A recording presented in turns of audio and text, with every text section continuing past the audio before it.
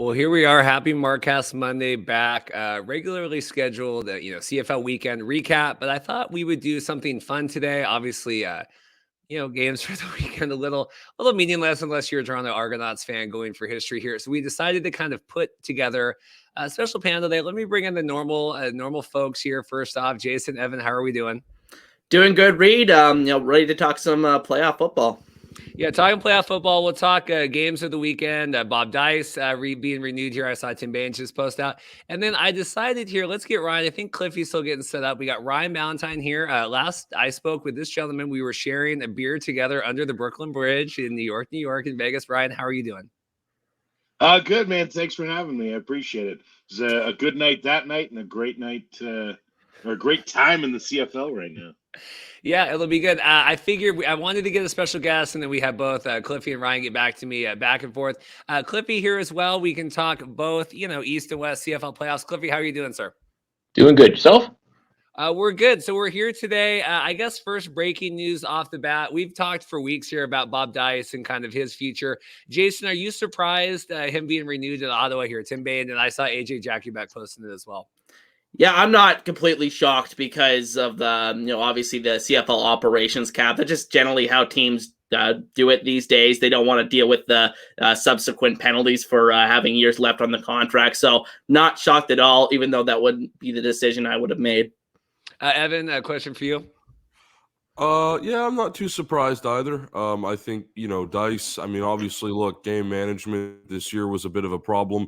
But, again, I remember when Farhan came on your show and, he talked about Ottawa and he was kind of saying, if you do make changes, who is going to replace, the person that is leaving? Are you prepared to make that jump? And ultimately, they decided that, it's not going to be much change. So, yeah, ultimately, I think, another year with Dice, given his, just the level of experience that he has in the CFL, I do think, he's deserving of another shot.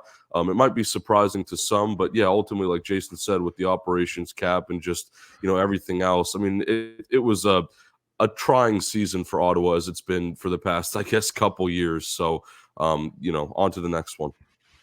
Yeah, Ryan, do you view that? I don't know. Ottawa, to me, kind of feels like a wasted year. Here we had the Mazzoli experiment last year, and obviously we all know with that, with Marino and everything, and then this year running back, and it feels like they're very stagnant right now. Yeah, I think Ottawa's in a bit of a holding pattern, admittedly, but I also think it's short-sighted to fire a coach after one season. Bob Dice has had 1 year. Let's give him, let's get him into a second camp, get him into a second year, let him find a rhythm a little bit. If he's still not getting the job done for the team next year, then maybe you look at replacing him. But I think firing a coach after one season is always something that feels good for fans, but I don't know that it's great for the continuity of the team. Obviously, Cliffy, better for the Alouettes here having a weaker Ottawa team. But what do you make of that? I know you guys obviously, have eyes on everything, but obviously the East a lot. Well, I'm also surprised at the fact that they had Kahari Jones and Baron Miles, who are both former Alouettes coaches, go to Ottawa to try and revitalize things there and help out Bob Dice. And it didn't work, unfortunately. And that's unfortunate to say because they're both excellent coaches. They're both excellent coordinators. But, sometimes it's just not the right fit, or for whatever reason, they just can't keep the room. And I have a feeling, besides the injuries, I think that was a lot of the problem was, I don't know if Kahari was truly able to implement his plan. It worked. His coaching style works, definitely. You saw what happened with Vernon Adams. But for some reason, with Jeremiah Masoli, Dustin Crum, and everybody else that played quarterback for the Red Blacks, it just didn't seem to be the right fit. So speaking of Ottawa and everything, and obviously, like I said, we'll kind of get through this real quick. The Toronto historic kind of victory here going up over Ottawa. Jason, what did you make of that here at home, Ottawa closing out the season and everything else, but kind of the accolades that went along with the Argonauts? Yeah, well, like you, I didn't have the chance to watch a lot of these games this weekend, but at the end of the day, congratulations to the Argonauts for obviously pulling off the regular season record. But at the end of the day, it doesn't matter unless they ultimately win the Grey Cup. And I feel like that's the thing that, I'm going to take a look at it today in a video I'm going to be doing later on, where I'm comparing the regular season juggernauts and if they ultimately ended up winning the Grey Cup the last 30 years. And, a lot of these teams that historically have had great records in the CFL in the regular season, you think back to those Calgary teams, Ryan will attest to that last 10 years or so. They've had a lot of, disappointing losses in the Grey Cup or before the Grey Cup. So ultimately, it does not matter the regular season record if Toronto doesn't finish the deal here. Yeah, Ryan, we've had a lot of talk on here, and just, the game management of Toronto, and here Duke's getting the start again. We didn't see a lot of Brian Scott, so we'll see more of him kind of down the pike here. What have you made of how Toronto's kind of game managed with Dinwiddie? Well, I think they're trying to keep their players healthy and at the same time trying to keep players fresh.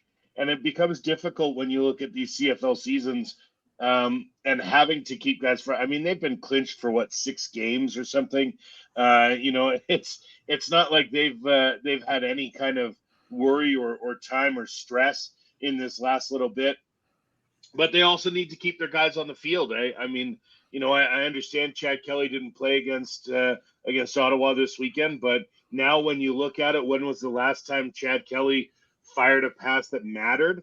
By the time he gets to the East Final, it'll have been a calendar month. And are you able to stay fresh? Are you able to stay ready to go if that's the way you're going? And that's why I think you see a lot of those teams that have these great regular season records end up falling in the playoffs because there is no intention to their game late. So I do think they were chasing the record and that gave them something to go for.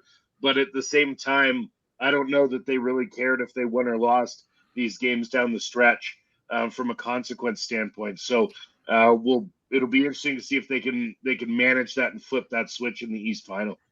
I don't know. I've heard that, and I know, and they've had it. We want to go 1-0 every week. I mean, Evan, do you have any updated thoughts here? I mean, now that we've gone through this whole experiment, and everyone that's been on the shows every week, it's kind of gone back and forth about what the right way. But now that we've made it here, Toronto's off next weekend, and then going to be facing either Montreal or Hamilton. Like, how have you graded how they've handled this?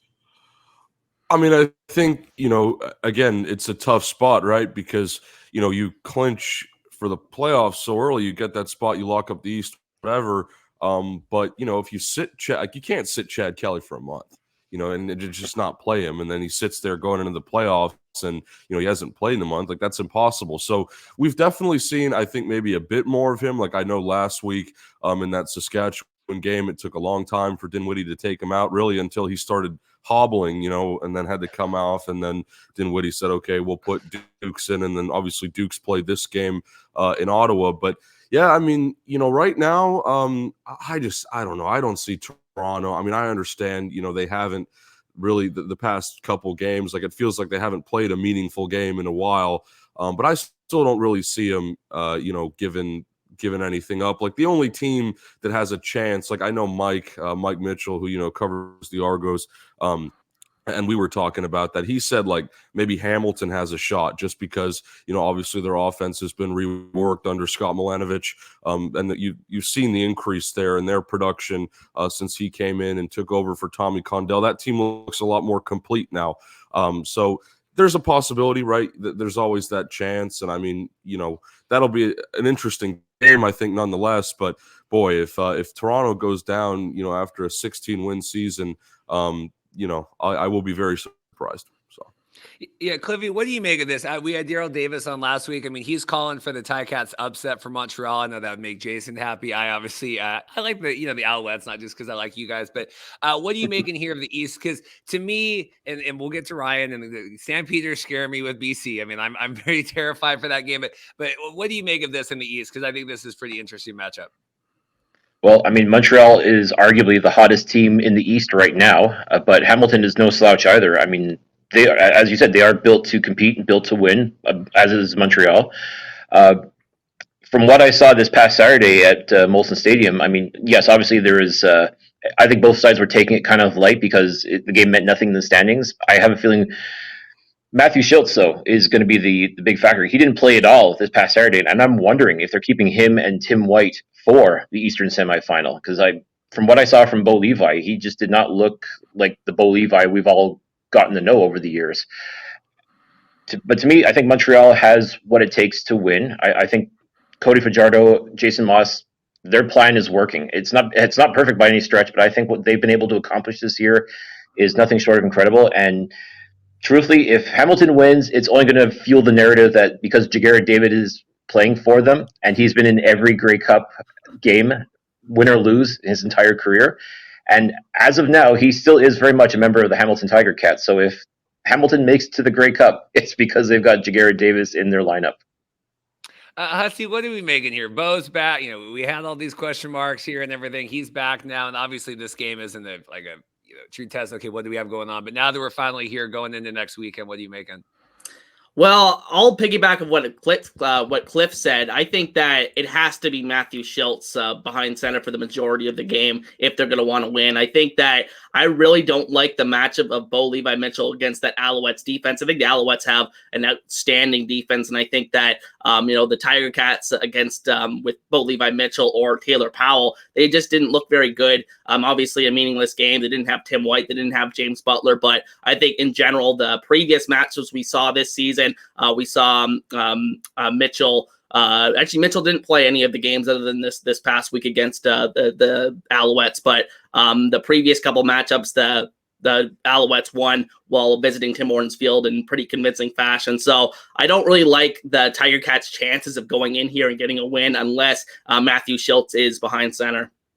Ryan, what have you made of the Hamilton season here? Very odd, and we're getting Bo back, and we got the quarterbacks that kind of got us to the dance and balancing all that. What have you made of how the Ticats have handled this?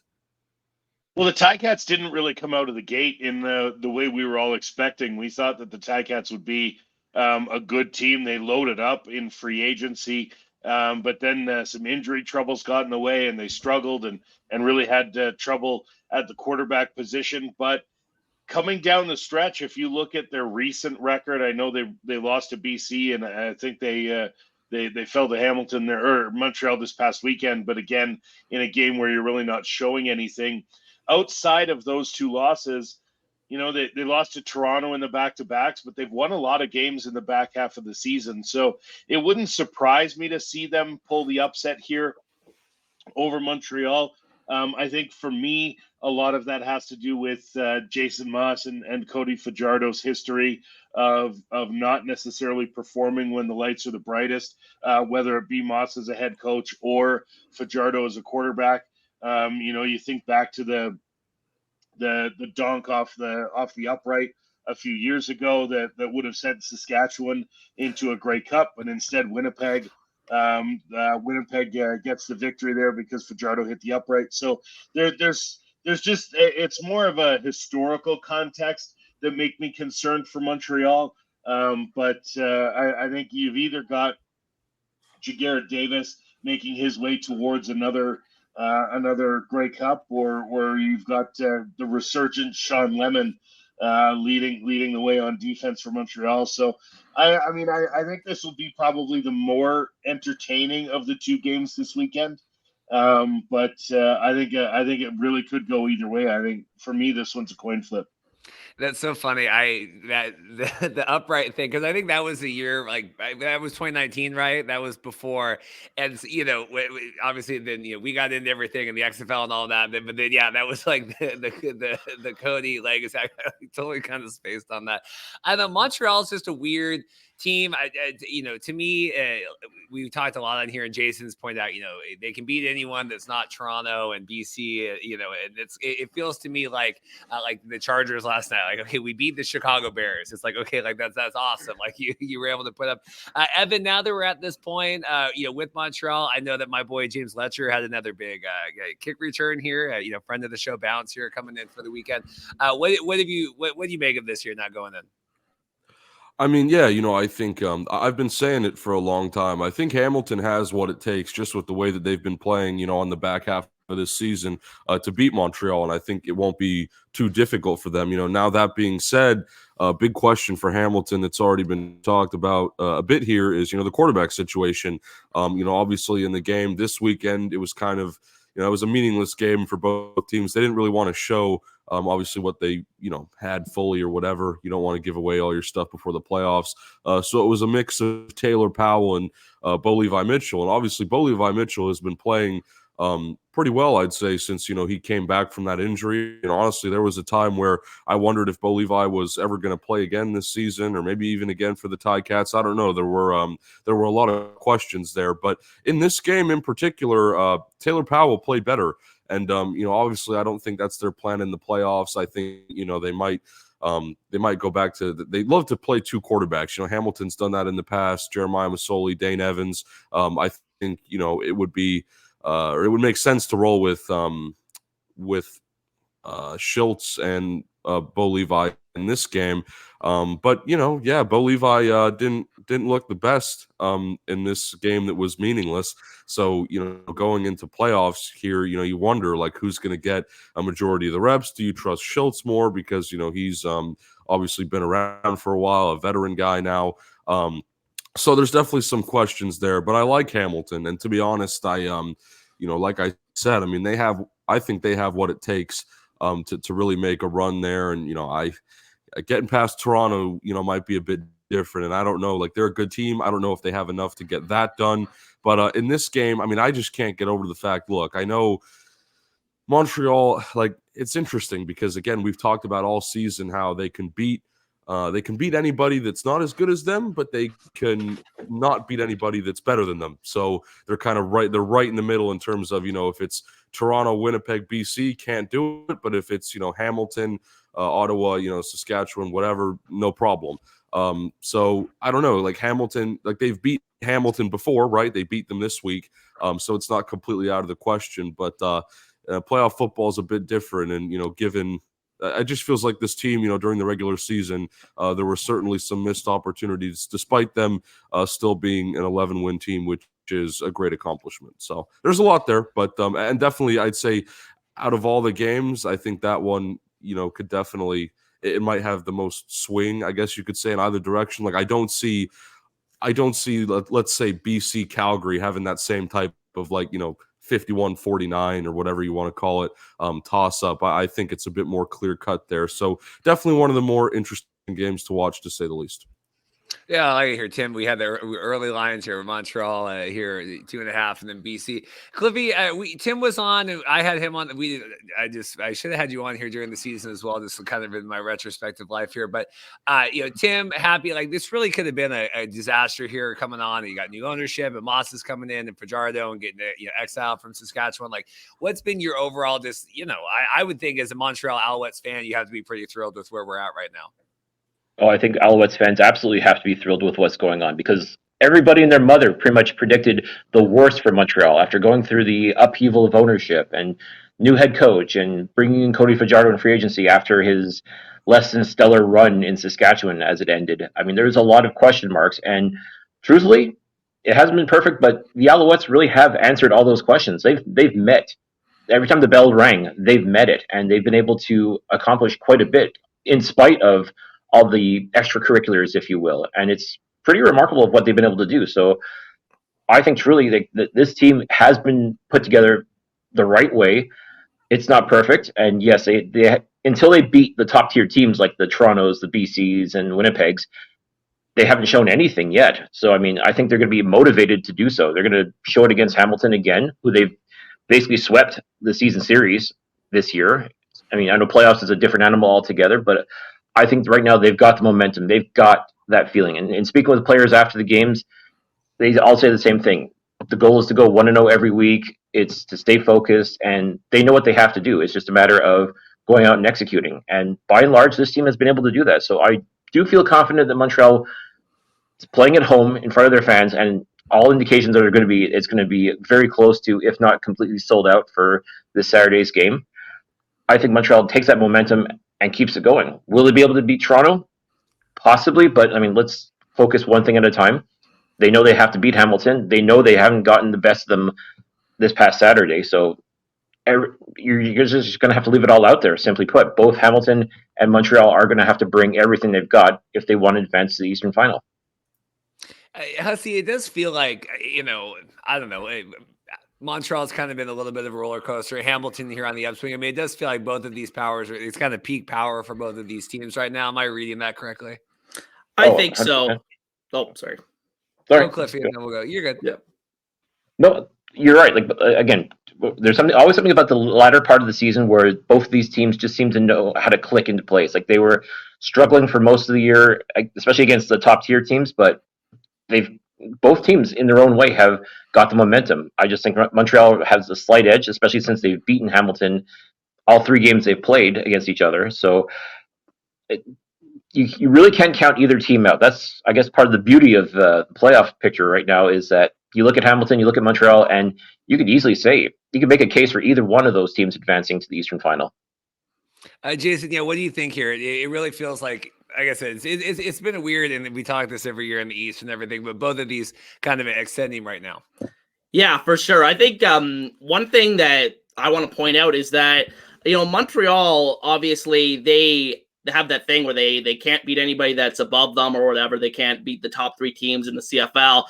So they're 11-0 against everybody else. But Hamilton has not beaten Montreal or Toronto this season. And, I mean, usually in football, I find it's increasingly hard to beat a team the more times that you play them. So if Toronto were to play Hamilton a 5th time, they're going to have to try to go 5-0 against Hamilton. And, with Montreal, it's going to have to try to go to 4-0 against Hamilton. So, I mean, it's going to be interesting to see from that perspective if Montreal can get it done again against Hamilton as well. So, yeah, I think it's going to be a very interesting game. And like you said, I think that you could argue that the East has been stronger than the West this year in general. I think, even you look at Ottawa, they were able to win some games against the West Division this year. I think that, Hamilton has really picked it up over the second half of the season. But when it comes to this matchup, I really do like the Alouettes in this matchup.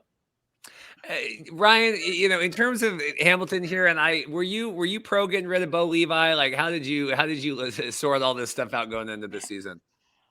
I don't know that I was pro getting rid of Bo Levi, but Bo is not the Bo that he used to be, and I'm not sure that Bo has changed his mentality, his gunslinger mentality of I can get it through triple coverage.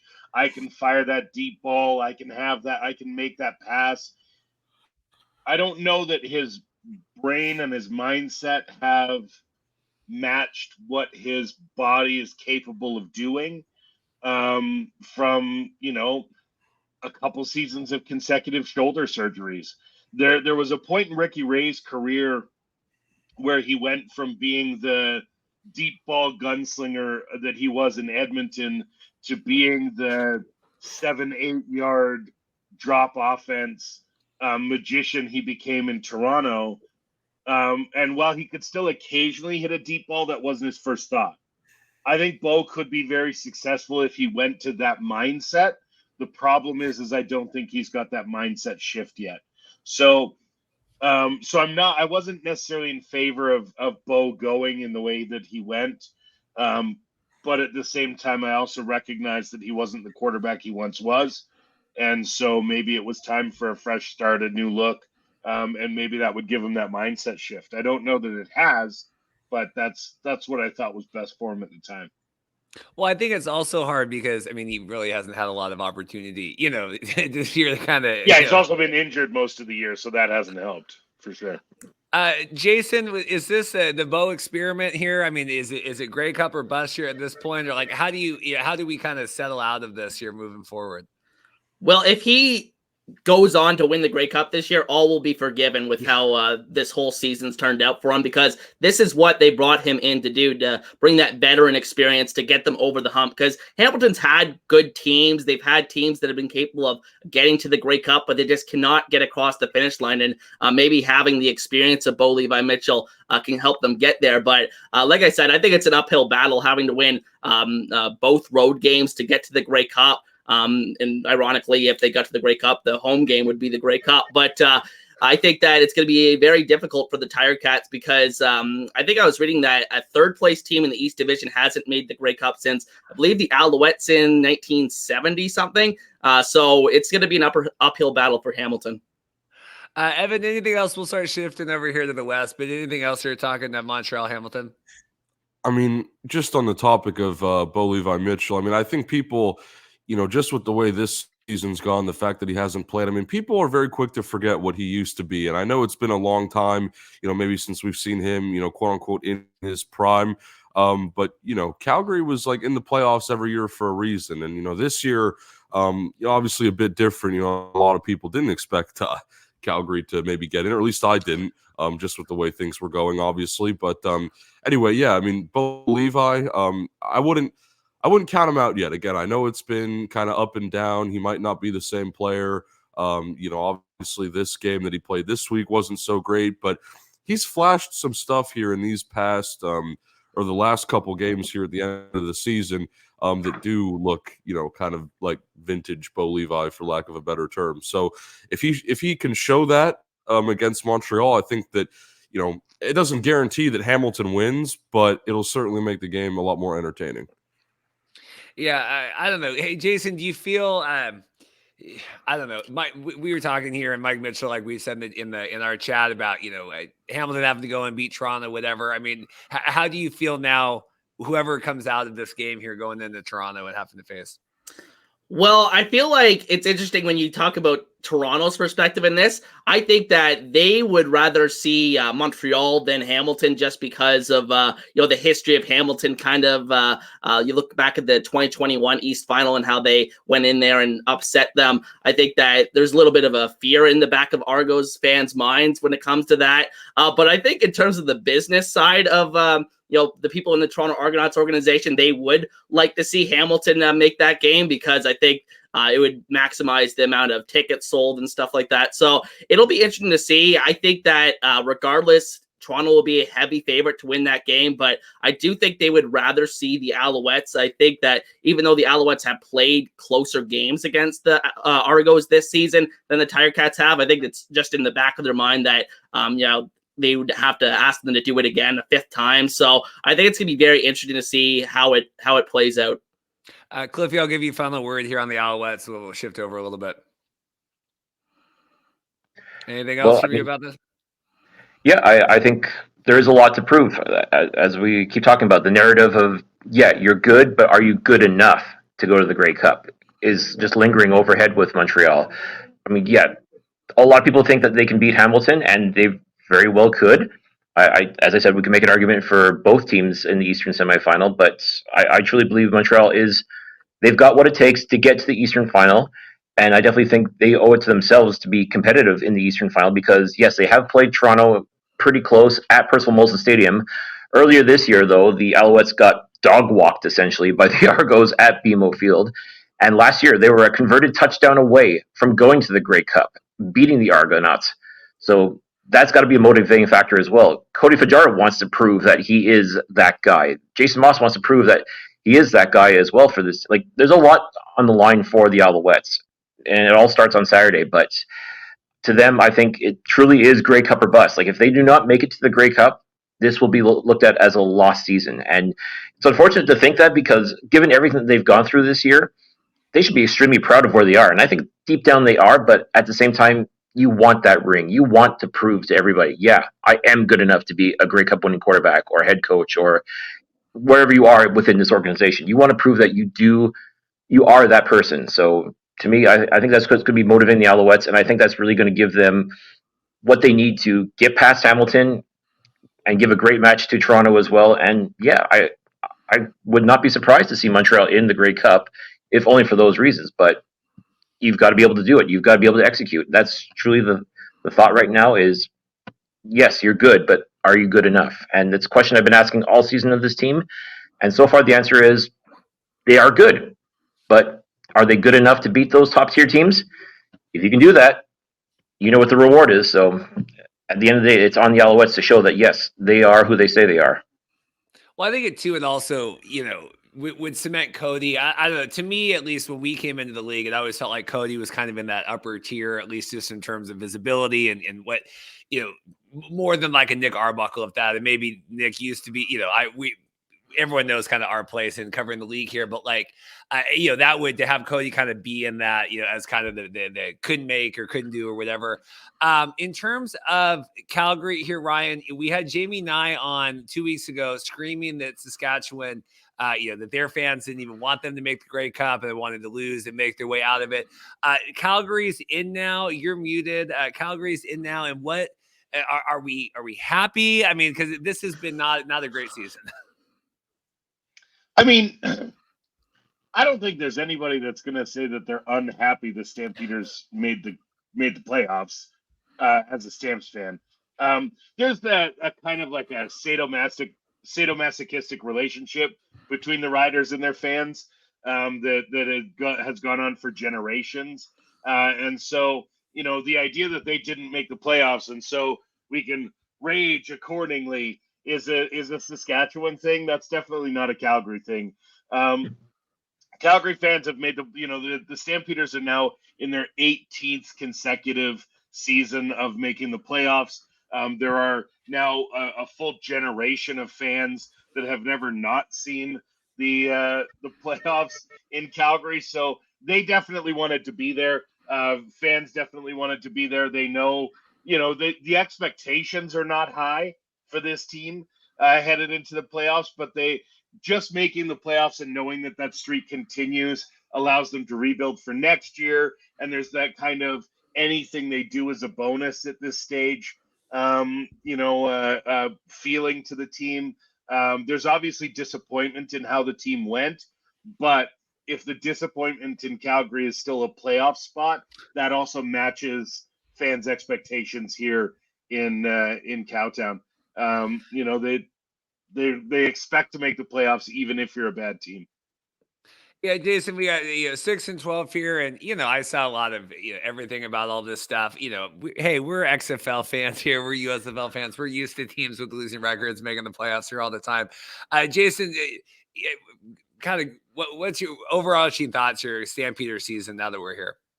Yeah, it's been a really struggling season for them. I feel like they've had so many injuries. I mean, their injured list is crazy, and really everybody's gotten hurt except for the quarterback. And, Jake Maier, I think, is the only quarterback in the league to start all 18 games this season. So, I mean, it's disappointing from that perspective to see where their record is, considering they've had their quarterback healthy the whole year, whereas the rest of the league hasn't. But I think that, the receivers outside of Reggie Bagleton have not produced the way that they've wanted to. They've had a lot of injuries in that regard. Jalen Philpott, a guy that they were really counting on coming into the year, but he couldn't stay healthy. He didn't really wasn't really healthy at the beginning of the season. So I think at the end of the day, it's been a really struggling season for Calgary. But like Ryan said, they aren't the team that's going to miss the playoffs, that break that playoff streak. So I think at the end of the day, that's an accomplishment of itself that they're able to just keep that streak alive for another year. Cliffy, it came out last week. We talked about it a little bit. I'll get Evan's updated thoughts on it. But first to you, same standings as last year, same playoff bracketing. What do you make here going in here, running it back? How does that feel as a CFL fan? It speaks to just how bad these teams want it, and it's kind of funny to see the exact same lineup, if you will, from 2022 to 2023. But a lot of people, that's why you play the games, really, is because a lot of people were expecting Hamilton to be this outstanding team with Bo Levi leading the charge, and Saskatchewan, they were expected to be gangbusters this year, and it just didn't work out. Blame it on injury, blame it on whatever. At the end of the day, you got to play the games and you got to win, simply put. And for the teams that didn't make it, no doubt they're wondering what the heck happened, and I'm sure they've got any number of reasons why it didn't work out for them. But for the teams that are in it again this year, even if it's the exact same lineup as it was in 2022, you still got to play the games. And there's still a possibility that we could see the exact same thing happen again this year, or we can see completely different. Once again, that's what makes the Canadian Football League so much fun, is that it's not so cut and dry. It's not so simple as saying, it's going to be Winnipeg, Toronto again. It could be. You're absolutely right. But it could be completely different. That's what makes this so much fun. Evan, what is the biggest surprise for you this season, and how everything, maybe preseason, perception going on to now, and you're muted here? That's a good question. There were a lot of surprises. I think, Saskatchewan not getting more wins there. And again, a lot that goes into that. But Saskatchewan, I was definitely surprised about. I think once the season got going, again, like Calgary being in this position, because I was really pulling for Saskatchewan. I thought that, again, even if they lost a couple guys and, even if things weren't perfect, that they would still, get in the playoffs and have some breathing room. But, similar story to last year, obviously, where, they just lose all those games, after September 4th or whatever that, date is that I'm sure Rider fans don't want to talk about. But, it's just it's one of those things, where obviously now that's cost Craig Dickinson his job, unfortunately. So all those things I think were that was a surprise that Saskatchewan wasn't able to do as well. And then Calgary being in the playoffs now, I think, is almost equally surprising. The other thing too that isn't brought up a lot, or maybe that I haven't brought up a lot, is Ottawa.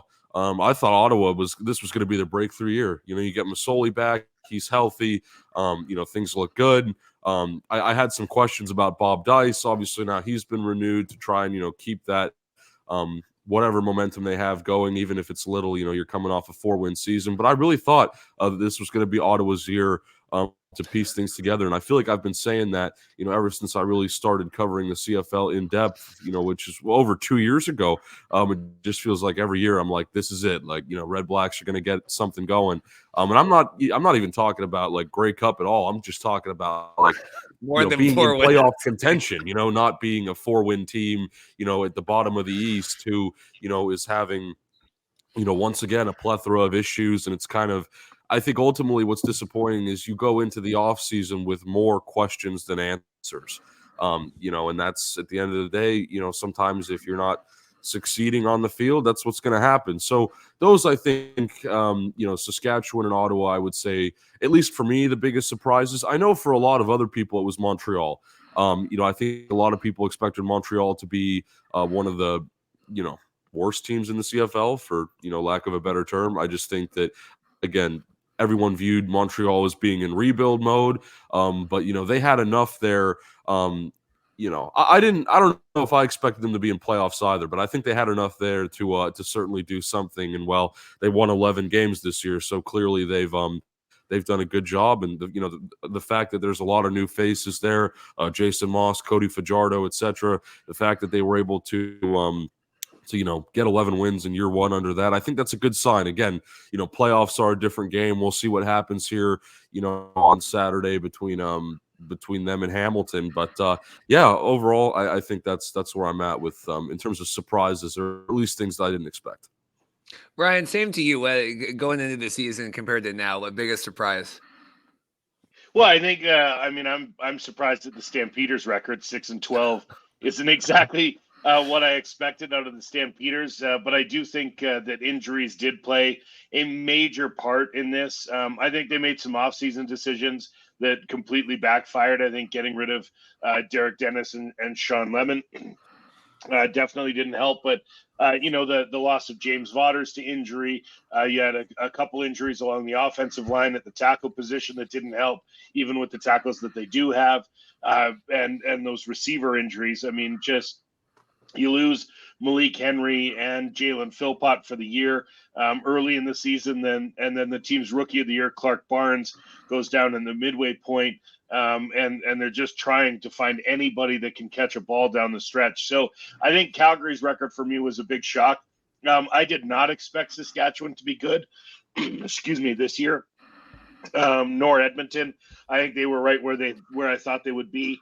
I thought Hamilton would be better than they were, especially in the early part of the season. So that was a bit of a shock to me. But it seems like this season was ready for a run back, just like last year. Every team that was good last year, and they didn't really lose a lot of players. There wasn't substantial movement from free agency or big offseason acquisitions or trades or anything like that. So it didn't surprise me to see this bracket be the same as it was last year. Jason, for you here, we'll go around the horn and then we'll get to the BC Lions game here. Yeah, my most surprising team has to be the Alouettes, who I actually predicted to be the worst team in the CFL this season. I think the biggest thing that we didn't see going into the season is I thought the receiving core was really lacking, but then Austin Mack really came out of nowhere and became this star and one of the best receivers in the league. So I think also another thing that we underrated with them is the ability of Jason Moss as an offensive play caller. I think their offense has been a lot better than what I expected. I thought it was probably going to be the worst offense in the league coming into the year, but they certainly have not been that. And I underrated their defense as well. I think their defense has been one of the top 3 units in the league this year as well. Now for Calgary, I think as well was disappointing for me as well, because I actually had them at second place in the West coming into the year. I thought that Jake Maier was going to be a guy that continues his ascension as one of the best quarterbacks in the league, but obviously that didn't happen. He's kind of fallen flat this year, but I think there's some external factors, and I still think Jake Maier can be a starting quarterback in this league, but we'll have to see what they decide to do going into the offseason. But yeah, I would have to go to those 2 teams. I'll give mine here, and then we'll get to the matchup. I'll say really proud, and I've said this before on here, but really proud of Vernon Adams. I think last year, and he was on preseason talking about kind of how challenging it was for him last year. And I'm paying rent in Montreal, and I'm paying in Tacoma, and I'm here in BC, and trying to put him in a really hard position. I wasn't really impressed with him last year. I thought, BC had such a huge lead in the standings because of Nathan Rourke. Like, we just basically needed not to fall off a cliff. And I was just really concerned this year, what does it look like, like with Jake Maier, with all the pressure kind of being put on. And super just proud of Vernon. And I think that except for that one game against Toronto, I think he's really played lights out, and just cool to see him playing good, meaningful football where, if he had never gotten that opportunity, or God knows what happens with Montreal and kind of all of that other stuff. We'll get to Ryan here with it, but we'll toss to Cliffy first. In terms of this BC Calgary matchup, I'm a little scared here. I don't, I know that you can talk, okay, meaningless games, and BC dropping to Calgary here a couple weeks back. What do you make of this Western playoff matchup? I'm like you. I'm a big Vernon Adams guy. I definitely think he wasn't given the opportunity to do what he does best in Montreal.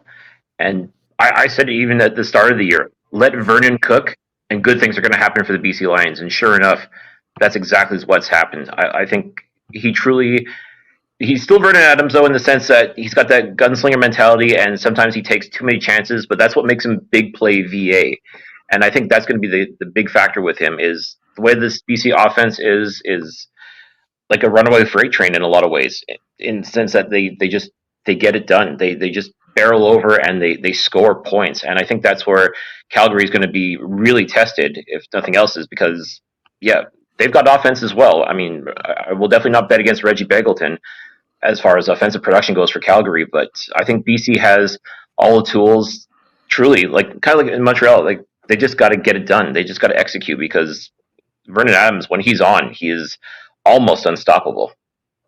Ryan, for you here, like I said, I was very upset following the BC Lions, loss here, and I understand. And to me, it felt like we were accepting second place, and Winnipeg's going to win anyway, and it doesn't matter. I don't, if I'm a BC fan trying to build the local fan base there, I would like to see a victory the last couple weeks of the season. But what do you make of this? Because to me, I'm very fearful of this matchup. It was interesting to me that before the game, Vernon Adams came out and said, we're preparing to play on November 4th. So it wasn't even during the game where the Lions seemed to give up and accept second place. It seemed like they had done that even beforehand, before Calgary came in. And I also wonder if this isn't BC trying to choose their opponent, thinking that they would rather play Calgary than play Saskatchewan. And, at that point, you might get what you paid for in that instance. I think with Kadeem Carey healthy and BC's aversion to stopping the run game, you look in the last game, I think Calgary had 280 somewhat rushing yards between everybody combined. That's a substantial amount of yards on the ground. Peyton Logan can break and score at any time, any given play. I really like the idea of Calgary coming out of this game and winning it against BC. Vernon Adams can be big play VA, but he can also have a 5 interception day. and you never know which Vernon you're going to get. Vernon traditionally has played very well against the Stampeders, but they got to him with pressure, just 3 and 4 man pressure in that last game. So if all of a sudden the Stampeders have been able to put things together, and BC doesn't play like BC is capable of playing, Calgary could come out of this game. And I do think whichever of the two teams wins does go into BC, or it does go into Winnipeg and beat the Bombers. I've been standing on that all season. I think the Bombers are vulnerable in a playoff matchup, even more so because they haven't had anything to play for a month. And I think that all of a sudden this could be the year of that the dynasty comes to an end in Winnipeg. I'll give you, much like if Montreal last year had made it to the Grey Cup, I think we have a much better live Grey Cup show in Hamilton if BC is there. I think we could probably pull a few more connections there. So if nothing else, I am hoping for that. Well, I mean, I think we've got a better Grey Cup if it's Calgary versus Hamilton, and somehow you've got Bo Levi Mitchell against his old squad. I think that's the best possible storyline of what's left in these matchups. I think the most fun you might have in a Grey Cup week is the idea of Bo Levi Mitchell going against the Stampeders, because as much as it is to have the Stampeders East versus the Stampeders West with Toronto and Calgary in a Grey Cup, I think it would be much more fun to have that Bo that Bo versus Calgary Grey Cup. And as bad as 6-12 has been in the regular season, and I don't deny that, it would also be a little what's more CFL than a 6-12 team making it to the championship. Well, Husky, we really need the Marcus Bowl. We really need the Lions versus the Ticats. I think that's what America wants. Husky, updated thoughts on this? I know I was pretty heated here following all the BC stuff. Now that we've had a little bit, any updated thoughts here? BC hosting Calgary. Well, I think a lot of it comes down to the game script, because if BC can start fast, get out to a lead, I don't think Calgary's a team that's positioned to beat you and come back with the passing game. I think that if Calgary can get a lead early in this game and keep the running game involved and just go downhill on the Lions, I think they have a shot to pull off an upset here. But in general, I still think BC is probably going to win this game. I don't think that they really had the true motivation, like you said, to try to win that game the last time these two teams met. So I still think I'm going to go with the Lions to win this game. But at the end of the day, there is a formula for Calgary to go in there and get a win. Interesting here, just enough. I'm checking the schedule here, trying to figure this out. So, BC hosting Calgary, and then I'll be at the Kraken game later that evening. We're hosting the Calgary Flames, so could really be a Calgary kicking the snot out of Seattle and Reid's hopes and dreams across the board here. Evan, updated thoughts here, BC Calgary. Yeah, I mean, to put it very bluntly, I don't think Calgary. Let me put it this way: I think BC has a greater chance of going into Winnipeg and beating them than Calgary does going into BC and beating the Lions. And I don't say that, with any disrespect. It's just, Calgary, I know they flashed a bit here at the end, right? They beat Saskatchewan, to get into the playoff position, and then Saskatchewan lost. There was that whole thing. But I don't know, man. I just even with the flashes, and we've seen a lot of those flashes this season. Again, the one thing that I think that's kept Calgary in it, and at least preseason when I was looking at stuff, Calgary has a lot of talent, and they have, you could argue that they might have more talent than even some of the upper echelon of teams, or at least some of the other playoff teams. I don't know if you're matching Toronto or Winnipeg, but in terms of just, high upside, high ceiling guys, Calgary has a lot of those. I've looked at their roster several times. It's very, I like the way it's constructed. But with that being said, BC, I understand BC, it's very hot or cold, and a lot of that that we've seen this year is based on the performance of Vernon Adams. I know I've brought it up before, but since we're going in the playoffs, I'll bring it up again. And this is nothing against Vernon either. Everyone knows how much I love Vernon. This is like a pro Vernon Adams show. I think we can all agree with that. But anyways, the thing with him is when Vernon gets rolling, I mean, he gets rolling, like he won't stop. But you'll see these games, and it doesn't even, like, we always bring up that Toronto game earlier in the season. I forget exactly when that was, but his 6 interception game, we always kind of use that as the prime example. But it's happened other times against, lesser opponents. For example, when Ottawa played at BC Place a bit more recently, Vernon, threw an interception, and it was like, okay, it's fine, shake it off. But then just kind of kept doing it, and it's kind of I really think it's a mental kind of roadblock, where, it's one little mistake that kind of kills, all of his momentum and, his big plays, which is, what he's known for.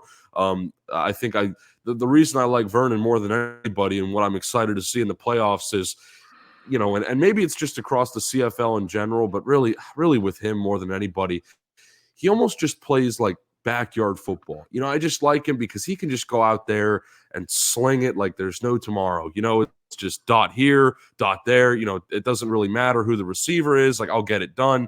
Just goes out there and has a time. You can tell he really has fun doing it. So I'm excited to hopefully see that Vernon in the playoffs. But, I understand that as much as I'm sitting here saying, well, Calgary doesn't really have a chance, anything's possible, right? I mean, I think the one thing that I'll give Calgary credit for here is they just played each other, just kind of like how, we talked about Montreal and Hamilton coming off their game. BC and Calgary played last week, and that game didn't go very well for BC. A lot of people were surprised by that. Vernon, it was this whole, we're going to try and get him to 5,000 yards. Then he falters early. They pull him for safety reasons. Dane Evans comes in. Dane Evans doesn't look great either.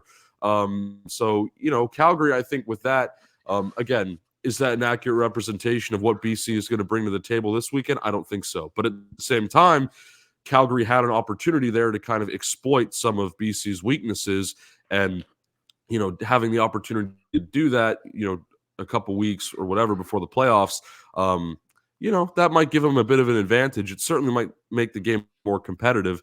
I'm very firm on a BC win, and if that does not happen, I will be more surprised than, maybe even, like I said, outcomes further down the road. We're talking East-West final, Grey Cup. I don't know, but it's definitely going to be surprising to me if the Stamps go in there and make a statement.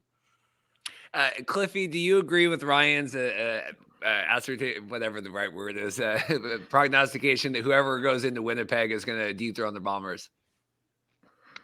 You know what? I can see where Ryan's coming with this, and he's not wrong in his assessment. I mean, I think Winnipeg, I don't know. A lot's been made of how well Brady Oliveira's played this year, and a lot of people were upset that Zach Collaros isn't going to get a chance to have that opportunity to be a three-peat winner of the MOP award. And is it coming down to just the style of play that Zach Collaros does and how he responds on game day? It's something that only Zach Collaros and Brady Oliveira can answer as far as how they prepare for each game. But is the fatigue starting to set in just a little bit? Like that, I don't want to say Grey Cup hangover, because Winnipeg has been absolutely outstanding this year, but how bad do they want it, I guess? And I see where Ryan's coming from when it comes to that. Like, I mean, I won't say they're primed for an upset, but if this, whether it's BC or Calgary that goes into the Western final, they're going to be on a high. They're going to be on a momentum, and will Winnipeg be ready for that? Like, it's easy for them to say, yeah, we've been hosting the Western final now. I think it's the past 3 seasons they've been hosting the Western final. It's kind of become, par for the course or status quo even for them. The possibility for an upset is definitely something to consider. I mean, I think Winnipeg's a very good team. There's no question, but I think that, whoever's got the hot hand is going to win that game, and it could very well be the winner of BC and Calgary. Yeah, that whole MOP thing with Zach Collaros and 3 down going crazy. That's a conversation for another day. But I guess, Ryan, I thought Ryan get a reaction to that. Let's get Ryan's thoughts on that before he gets, because we'll put this to bed here soon. But that, Dunk was still going crazy about that on Friday night, I saw. Yeah, Dunk's a quarterback. So Dunk will always say it's the quarterback. Brady Oliveira had 2,000 yards from scrimmage. And was dominant all season. Zach Collaros is suffering from comparisons to himself in this situation because he wasn't the Zach Caleros from last year or the year before. He was okay, but not great. Was he outstanding? Not by comparison to other players at his position in the league this year. So that's why for me it was Brady Oliveira. That's not a question. But Dunk as a quarterback, that's obviously going to be a great topic to generate discussion. And of course, Dunk as the quarterback is gonna root for the quarterback. Yeah. There's just like, I don't know. I have great respect, and I think it's a difference of like a Canadian versus American thing too. Like I put on my self identity of being American a lot lower on like how do I identify myself on like a day-to-day basis, right? I think that like someone like Dunk or like being a Canadian, I think this ranks higher, and you're like, this is how I like personally identify. So I just I think that goes into it as well. But you would think you'd want Brady on that. Before we get out of here, let's go around the horn. Let's start with Jason. Predictions for the final two, and then you kind of whatever, do your little playoff predictions, Jason. However I know you're going to do a whole video about it too, but we'll go around the horn here. Yeah, like you said, I'll be doing a full video breaking this all down and also predicting the award winners as well. But as for my Grey Cup matchup, I'm going to go with the boring one. I'm going to go with Winnipeg and Toronto. I think it's going to be a great clash of titans, and I think that at the end of the day, I'm going to go with Winnipeg to win this time. Toronto historically has had a really good run in Grey Cup games. I believe they haven't lost one since 1980 something, the ones that they've been in. So it would kind of go against the trend of history, but I'm going to go with Winnipeg to get revenge and win it this year. Evan, we'll go to you. Yeah, I don't know if I have a prediction going all the way to the Grey Cup yet. I definitely have some ideas, and I'm sure we'll talk about more of those next week, depending on how these next two games go, the first round of playoffs here. But I think, based on everything that I've said, here today, I'll take Hamilton over Montreal in the upset. I think it'll be very close either way. I just think Hamilton, again, has a tiny bit more momentum right now. They might not be, the more complete team, the more full team, but I really like what they've done here in the second half of the season, and I really don't think that can be overlooked. And then, like I've already said, with BC and Calgary, I think BC, in the right circumstance, I think they could drop 40 on Calgary. Again, I don't mean that in any disrespectful way. I just think that, the Lions, once that team gets rolling, they really get rolling. So I'm excited to see what Vernon can do in that game. And obviously, the rest of his receivers seems like they have an endless amount of guys that he can throw to. And then, I know we don't talk a lot about defense here much, or maybe we should more going forward. But, seeing guys like Matthew Betts, who, broke the Canadian sack record, seeing guys like him, take care of business and maybe be the closer in that game, that's equally exciting. So I think I'm going to take BC and Hamilton for the two games coming up here. Ryan, what do you got? I mean, I think Calgary can take it all the way. I don't see why not. All they have to do is hold on to a pass. This team has led the league all season in drop passes, and Jake Mayer's numbers have suffered as a result. He finds open receivers, he hits them in the hands. And if this is the time of year where you're able to catch a ball, then all of a sudden the Stampeders can get it done. They showed just 2 weeks ago that they can drop 40 on BC. And limit their offense to the point where you did chase Vernon Adams away from chasing a 5,000-yard season, and Dane Evans was completely ineffective in his own right. I think BC has the opportunity to get open, but who knows what Stampeders team will show up this week. If it's the good version of the Stampeders, then all of a sudden they've got themselves the potential of a victory. Out in the East, if the only thing I wanted to see this season was a Calgary-Hamilton Grey Cup, then I'm going to have to continue rooting for Hamilton, with apologies to my good buddy Cliff. But I think I'm going to have to keep rooting for Hamilton to get there, just so that we can have that storyline that weekend, because I think Winnipeg-Toronto as a rematch is boring. From a storyline perspective, I don't know that there's that kind of, hatred there or fuel to the story beyond just, hey, these are two good teams and the best teams made it, and that's boring to watch. I think it's way more fun if we watch two teams that struggled all season, one of them come away with a champion. And why can't it be the Stampeders with the fewest wins to qualify for a playoff spot in the 18-game era, excepting the U.S. expansion years, which we ignore. Cliffy, final thoughts, predictions from you. Well, again, with respect to everybody else, I stand on what Darnell Sankey said. That he said we're going to win the next 5 games and we're going to win the Grey Cup. And so far, he's kept his word. They've won the last 5 games. Now they've got to do the second part and win the Grey Cup, and it starts against Hamilton. I think it'll be a fun match. I think it'll be very competitive, and I think Montreal has just that much more to get past Hamilton, despite the fact Jaguar Davis is playing for the Tiger Cats and has made the Grey Cup every year of his career. I think that streak comes to an end on Saturday. My heart is going for a BC Montreal Grey Cup. To me, that's a no-lose situation for me because, like I said, a big Burnham's guy, so I'd be happy to see him play for and win a Grey Cup. And, of course, I'd want Montreal to be in the Grey Cup. But my head is saying, though, realistically, I'd say it would have to be Toronto versus whoever wins the Western Final because any number of those teams can win that game. But when Toronto makes it to the Grey Cup, they don't lose. And until that happens, you have to go with them. So my heart, BC Montreal, my head will say, you know what, I'll be fun. Calgary, Toronto. And unfortunately, as we've seen over the years, when Calgary plays Toronto in the Grey Cup, Toronto invariably wins. I just want whatever is the best Grey Cup show, whatever, maybe we get pinball back on if Toronto's in there. I mean, there's lots of amalgamations where we could get some good guests on. Ken did have a question about the location of the Grey Cup show before we get out. I'm working with trying to get us in with one of the team locations there. You could probably guess which team in terms of kind of that whole fan activity. Otherwise, there's a bar there across the street from the convention center we're going to be at, right? It's the Anchor Bar, right, Hussey? No. There.